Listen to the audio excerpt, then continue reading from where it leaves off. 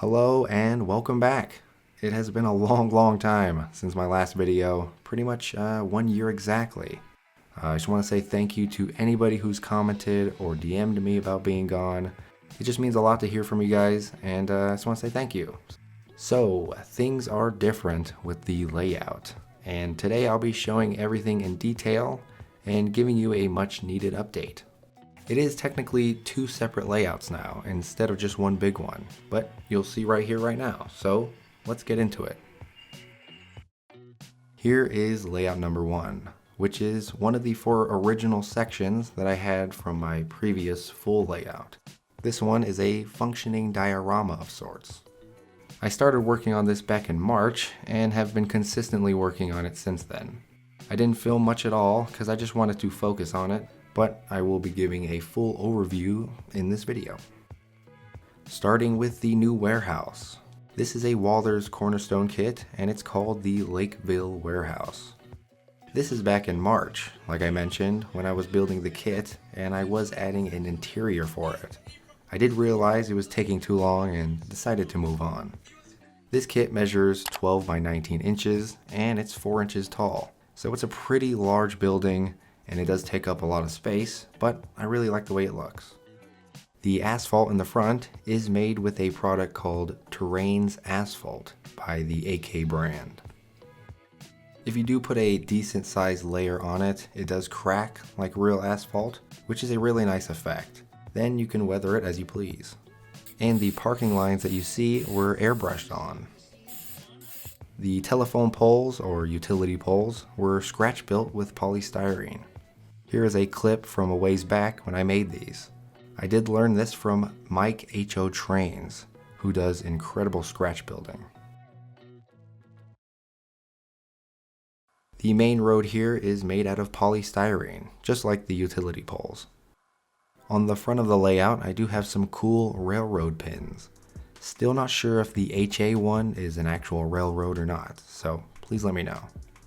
Here is a better view of the road to the warehouse. I might put a small building or something here where the trucks are parked, but for now they look cool there. And also I still need to paint those porta potties. The track plan for this section is kind of chaotic. As it currently stands, there is no runaround or room to shunt anything more than a caboose. But I will add a small 3 foot by 2 foot section to accommodate for those two things sometime in the near future. I did pick up a new engine recently, which is what you see here. I was amazed to see my local train an HO scale, so of course I had to buy it. This is a GP40-2W used by the Great Western / Omnitrax Railroad here in Colorado. The model itself is made by Atlas, and I bought it at the Rocky Mountain Train Supply. The containers here were thrifted, surprisingly. I picked these up at the ARC for about $2.50, which is a really good deal. Eventually, I would like to put an interlocking tower here, maybe an abandoned one or a very lightly used one, but of course we'll see. And here are some of the wire trees I've had for a while in the background. The boxcars here are technically new. The brown one on the right is one I got used at the train store for about 15 bucks. But the other one is from a cool new friend of mine who goes by the name of Arvada Western on Instagram. Another cool thing on this layout that I've added is working throw switches. I did use Woodland Scenic's Gray Fine Ballast, if you are curious. I did use medium ballast in the past, but I think the fine just looks a little bit better with HO scale. Just my opinion. As complete as this layout seems to be, there are still a handful of things that I need to do to it. And of course, from here on out, I will be filming all that progress in our future build videos. Now onto the second layout, which does not have the most done scenery-wise, but track work is done and it's all wired. This layout is made purely with the switching mindset, and in a simple way. Before we do dive in, here is a quick cameo of my little buddy, who still loves to lay on the layout. So this layout is 2 feet wide and 12 feet long, and it obviously uses my river scene that I made in my last video. Here is a full wide shot of it all. Sadly, not much has changed with this specific scene. I did add 2 trees and a deer, but that's about it. The plus side of a lack of progress is that I have a nice blank canvas to work on. I have some ideas, but we'll talk about that here soon. As for the track plan, I did go through many rough drafts, but I settled on this. There are 4 total turnouts, and I'm using code 83 track as I have been for a while now.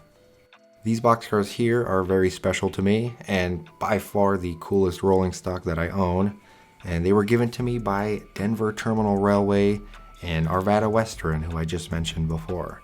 And they have their own freelance railroads, which is something I do plan to have myself here in the near future. This layout is all about switching this warehouse, so I have added a dedicated runaround and tracks to sort and store boxcars, and covered hoppers. This industry is a Warhammer manufacturing facility. It's not a real thing to my knowledge, at least in this manner, but I thought it would be a cool idea since I do like Warhammer 40k. This kit is different than the other one. This one is the Modern Concrete Warehouse by Walthers. Here's me buying the warehouse at the train store in Arvada, Colorado. Amazing place to spend your money.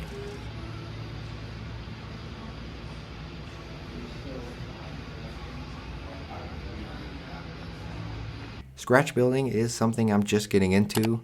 Recently I did make this background building with polystyrene and some spare kit parts. This is what it looks like on the back of the building. Lego is actually perfect for right angles and corners, although it does feel weird to glue them. Well, that is pretty much where I'm at.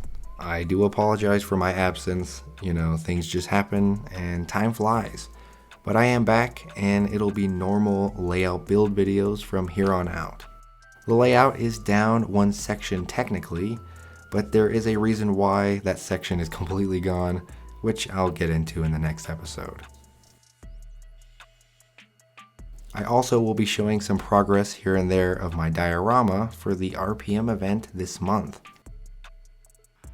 And with that, I hope you guys have a good weekend or a good week, and I will see you guys in the next video, hopefully soon.